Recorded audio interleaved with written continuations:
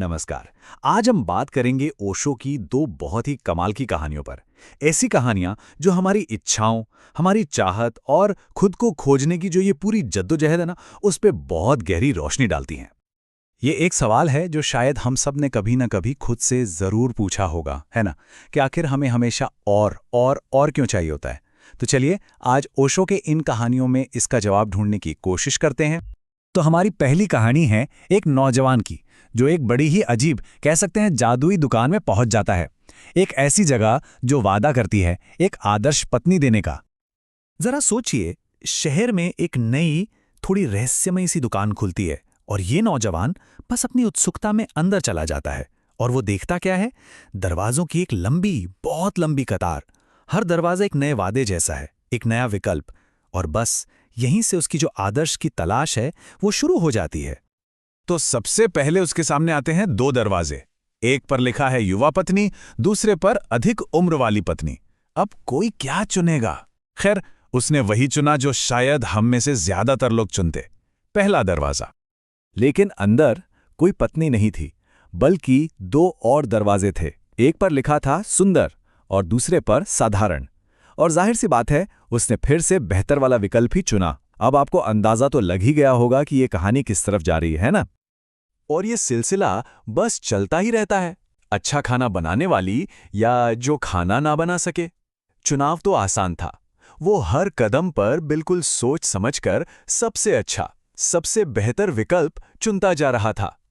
और फिर तो चुनाव और तेजी से सामने आने लगते हैं। अच्छा, गाने वाली? हाँ, क्यों नहीं। दहेज लाने वाली? बिल्कुल।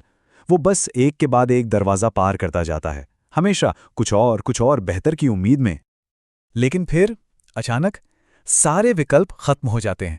अब उसके सामने दो दरवाजे नहीं हैं, सिर्फ एक आखिरी दरवाजा। उसकी ये जो लंबी यात्रा थी, अब लगता है अपने अंतिम पड़ाव पर आ गई है। और जैसे ही वो उस आखिरी दरवाजे को खोलता है, अंदर कोई नहीं होता, कोई आदर्श पत्नी नहीं, बस एक आईना। और उस आईने में अपनी ही शक्ल जो उसे घूर रही है। और उसी आईने पर एक संदेश लिखा था, जो कह सकते हैं इस पूरी कहानी का सार है। उस पे लिखा था, आप बहुत ज्यादा गुण खोज रहे हैं, अब समय आ गया है कि आप एक बार अपना चेहरा भी देख लें। ओशो इसी को चाह कहते हैं। ये जो कभी न खत्म होने वाली इच्छा है, हमेशा और ज्यादा की तलाश। ये एक ऐसी दौड़ है जिसमें इंसान ये भूल ही जाता है कि उसे बाहर देखने से पहले एक बार खुद से भी पूछना है कि वो असल में है क्या। तो देखिए, यहाँ दो रास्ते एकदम साफ हो जाते हैं। एक है बाहरी खोज का रास्ता, जो हमेशा और ज्यादा की चाहत और आखिर में खालीपन की तरफ ले जाता है। और दूसरा है आंतरिक खोज का, यानी खुद को जानने का। और ओशो कहते हैं कि जब कोई ऐसा करता है तो ये जो चाह है ये अपने आप गिर जाती है और इसकी जगह तृप्ति मिलती है। और यही बात हमें हमारी दूसरी कहानी की तरफ ले जाती है। ये कहानी इस बारे में है कि जब हम अपनी गलतियों, अपनी असफलताओं को मानने से इनकार कर देते हैं तो क्या होता है। और ये कहानी है हमारे प्यारे मजेदार मुल्ला नसरुद्दीन की। तो होता यूं है कि मुल्ला नसरुद्दीन अपने बेटे को इम्प्रेस करने की पूरी कोशिश में लगे हैं। वो एक चिड़िया पर निशाना साधते हैं और जैसा कि अक्सर उनके साथ होता है, निशाना चूक जाता है। पर क्या वो ये बात मानेंगे? अरे बिल्कुल नहीं।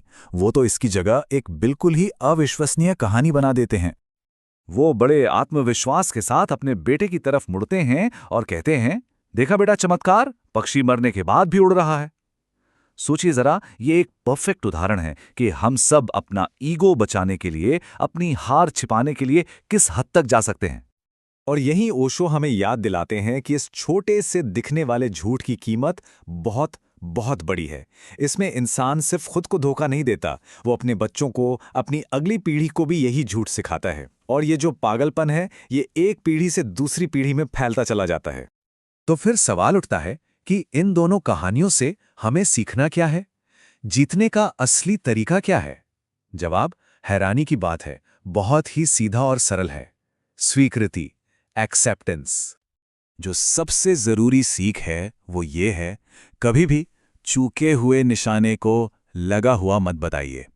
अगर कोई असफल होता है तो उसे स्वीकार करें, अपनी हार को स्वीकार कर लेना असल में यही जीत की तरफ पहला कदम है। जैसा कि ओशो कहते हैं, अपनी हार को स्वीकार कर लेना, इससे तुम्हें भी लाभ होगा, औरों को भी लाभ होगा। जब कोई अपनी हार मान लेता है तो न सिर्फ उसे शांति मिलती है, बल्कि वो दूसरों को भी उस धोखे के चक्र से आज़ाद कर देता है।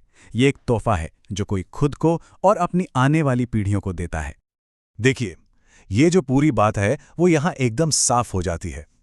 जो इंसान हमेशा बाहर की तरफ देखता रहता है, बाहर खोजता रहता है, वो आखिर में खाली हाथ ही रह जाता है। लेकिन जो अंदर देखने की हिम्मत करता है, जो खुद को जानने की कोशिश करता है, उससे वो सब कुछ मिल जाता है जिसकी शायद उसने कभी उम्मीद भी नहीं की थी। तो चलिए आज की इस बात को यहीं एक आखिरी सवाल के साथ खत्म करते हैं। अगर आज कोई उस जादुई दुकान के आईने के सामने खड़ा हो तो उसे क्या दिखाई देगा? एक ऐसा चेहरा जो खुद को जानता है, या फिर एक ऐसा चेहरा जो अब भी उस सही दरवाजे की तलाश में भटक रहा है?